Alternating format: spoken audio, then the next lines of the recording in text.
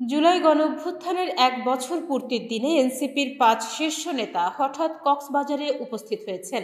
মঙ্গলবার বেলা ১১টা ২৫ বিমান বাংলাদেশ এয়ারলাইন্সের একটি ফ্লাইটে তারা ঢাকার শাহজালাল বিমানবন্দর থেকে কক্সবাজার পৌঁছান।